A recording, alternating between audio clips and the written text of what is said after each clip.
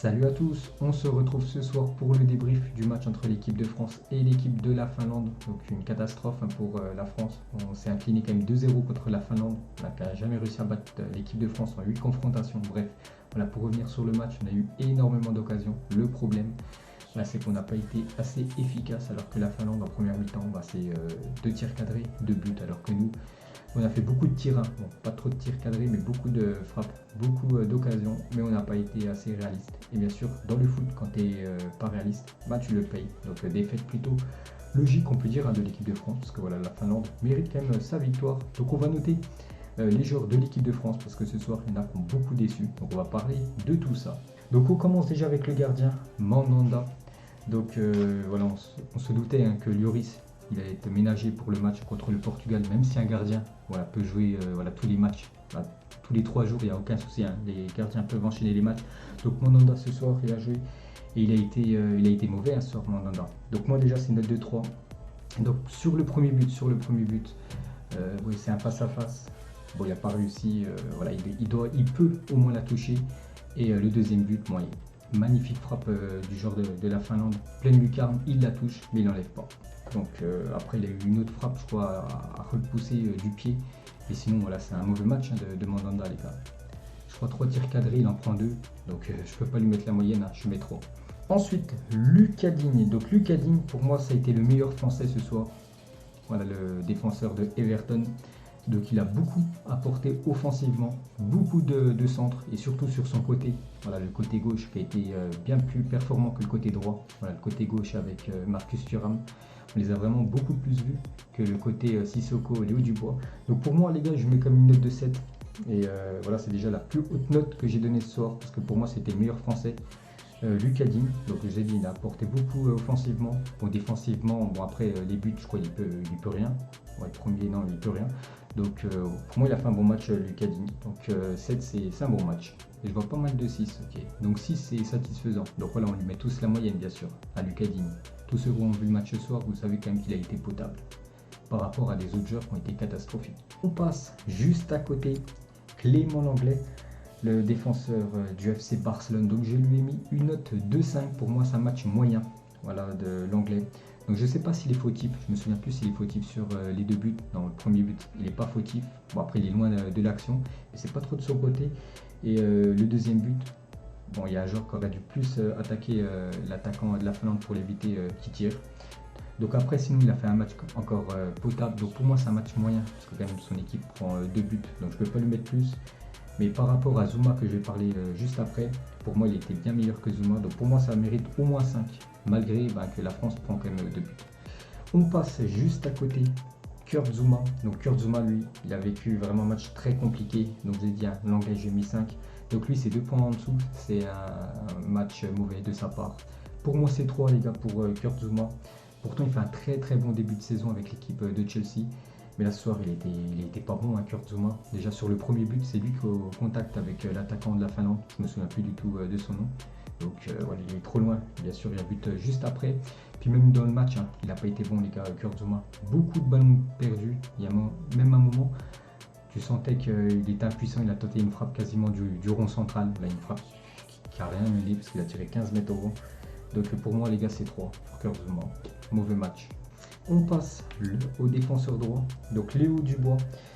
Donc Dubois, je lui ai mis une note de 4, insuffisant. Comme je vous ai dit les gars, on a beaucoup plus vu ce soir le côté gauche de l'équipe de France que le côté droit. Donc on l'a vu quand même de temps en temps centré, de temps en temps amener des choses offensivement. Mais bon, ça n'a pas été ouf, c'était surtout quand même la Finlande en face les gars, c'est pas le Brésil ou l'Allemagne en face. Donc pour moi ça mérite seulement un 4, c'est insuffisant sur la prestation du Lyonnais. Donc, je vous redis les notes. Donc Digne, j'ai mis 7. Pour moi, ça a été le meilleur français ce soir. Lenglet 5, Zouma 3 et Dubois 4. Donc on passe au milieu de terrain. Donc en gros, c'est un 4-4-2 à plat. Voilà, qu'a fait Didier Deschamps, qui teste pas mal de compos ces derniers temps. Il avait essayé le 3-5-2. Normalement, sa compo type, c'est la 4-2-3-1. La compo qu'il avait utilisée lors de la Coupe du Monde il y a 2 ans. Donc cette fois-ci, là, c'était un 4-2-2. Donc on va parler des deux. Des 2 sentinelles, les 2 qui sont juste devant la défense. Donc on commence avec Nzonzi. Donc pour moi Nzonzi ce soir les gars, ça a été un match très très compliqué. du milieu rennais. Donc pour moi, ça mérite seulement 3. Beaucoup de ballons perdus pour Nzonzi, qui a très peu aussi apporté offensivement. Donc il n'a pas été bon. Hein. Il n'a pas été bon, les gars. Donc je crois qu'il a joué tout le match en plus. Il n'a même pas été remplacé, Nzonzi. Donc voilà, rien à rajouter, les gars, sur lui. Hein. Voilà, pour le Portugal, il ne faut pas le mettre titulaire, les gars. On passe juste à côté. Donc Paul Pogba, tout à l'heure, il y en a un qui parlait de Paul Pogba, que c'est compliqué actuellement, que ce soit avec déjà Manchester United. Pour ceux qui regardent un peu la première ligue, hein, vous savez que maintenant, il est remplaçant quand même, Paul Pogba. C'est un super sub. Donc en gros, il rentre en cours de match. De temps en temps, quand même, il fait la diff. Et du côté de Manchester, les gars, c'est plus un titulaire indiscutable, hein, du côté de Manchester. Donc Pogba, ces derniers temps, il était souvent très bon en équipe de France et un peu moins bon à Manchester. Mais là, ce soir, les gars, il n'a pas été ouf, hein, Paul Pogba. Donc pour moi, j'ai mis déjà une note de 4, Pogba. Donc c'est un point de plus quand même que Nzonzi. Donc c'est insuffisant, la prestation de Pogba. Je ne peux pas lui mettre la moyenne, les gars, c'est impossible. Parce que Pogba, on sait qu'il a un talent de ouf. Il peut faire beaucoup plus, c'est pour ça que je ne peux pas lui mettre même 5, c'est impossible. Donc pour moi, c'est 4 pour le milieu de Manchester. Donc on passe maintenant juste devant, donc c'est les deux là. Thuram, on commence toujours à gauche et on va à droite. Donc Marcus Thuram, sa première en équipe de France.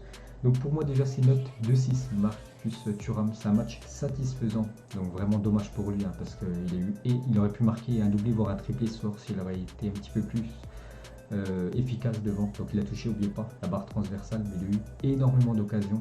Aussi une frappe où il est quasiment tout seul devant le gardien, un plat du pied qui envoie au moins 15 mètres en haut des buts. Donc c'est dommage, hein, parce qu'il a apporté beaucoup sur son côté. Bonne connexion avec Lucas Digne.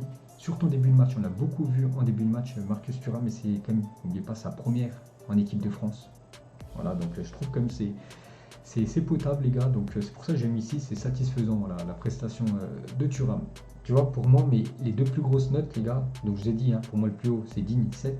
Et la deuxième plus grosse note, c'est Thuram 6. Donc c'est le côté gauche, comme je vous ai dit tout à l'heure, hein, le côté gauche qui a été bien plus performant que le côté droit. Ensuite, on va passer à Moussa Sissoko. Et là, il y a beaucoup de choses à dire. Donc déjà, petite parenthèse, les gars, sur Sissoko. Il devait commencer sur le banc. À la base, ça devait être Coman, le titulaire. Voilà, je vous ai montré la compo dans la vidéo du jour. Normalement, ça devait être Coman. Mais il s'est blessé à l'entraînement. Donc du coup, voilà, forfait Coman. Du coup, c'est Sissoko qui était titulaire. Donc pour moi, les gars, Sissoko, ce soir, c'est une note de 2. Donc c'est la plus basse note, voilà, pour un joueur de l'équipe de France. Donc déjà fautif sur le premier but, Sissoko. Donc voilà, c'est lui qui perd le ballon en plein milieu. Le deuxième but, bon, il n'y peut rien, je crois, le deuxième but. Mais voilà, il a fait un match catastrophique, les gars, Sissoko. Il a vraiment été pas bon. Il a été très mauvais. Donc pour moi, voilà, c'est 2. Il n'a rien apporté offensivement, parce que souvent, les gars, sa qualité, lui, c'est de casser les lignes, vraiment, d'amener le ballon, le danger devant. Et ce soir, il n'a pas fait. Pourtant, c'était la Finlande en face. Il n'a pas été bon. Donc voilà, 2 max. Donc on passe, les gars, maintenant aux attaquants. Donc on va commencer avec Wissam Ben Yedder. Donc Ben Yedder, pour moi, c'est une note de 3. Donc le problème, donc 3 déjà, c'est mauvais match. Donc le problème de Ben Yedder, c'est qu'on l'a pas vu ce soir. Je sais pas, il a touché combien de ballons. Je suis même pas sûr qu'il a touché plus de 15 ballons dans le match. Il a touché très peu de ballons, on l'a pas vu. Donc ça mérite seulement une note de 3. Voilà, je peux pas lui mettre plus, je peux pas lui mettre moins.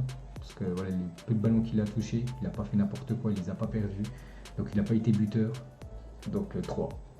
Et on va terminer avec Giroud. Donc pour moi, Giroud, c'est la même note. C'est une note de 3. Donc il est sorti à la 60e, Giroud. Donc Deschamps l'a fait sortir. Donc s'il l'a fait sortir aussitôt dans le match, c'est qu'il sera certainement titulaire, Giroud, contre le Portugal.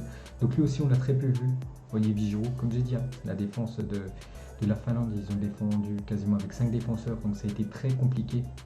Et voilà, on l'a pas vu, hein, les gars, Giroud. La même chose que Ben Yedder, on a très peu vu les deux numéros 9 de l'équipe de France, on a plus vu, on peut dire voilà, Thuram que Giroud et Ben Yedder, donc pour moi 3. Je sais même pas s'il a une occasion, Giroud, quand même. Souvent, voilà, il arrive à avoir des frappes dans le match, des occasions. Ce soir, je crois qu'il n'a rien eu, donc voilà, 3.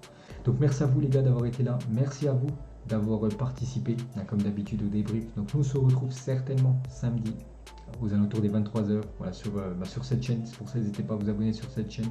Merci à tous ceux qui ont like. Allez, ciao à tous. Et ça a été compliqué ce soir pour l'équipe de France. Allez, ciao les gars et bonne nuit.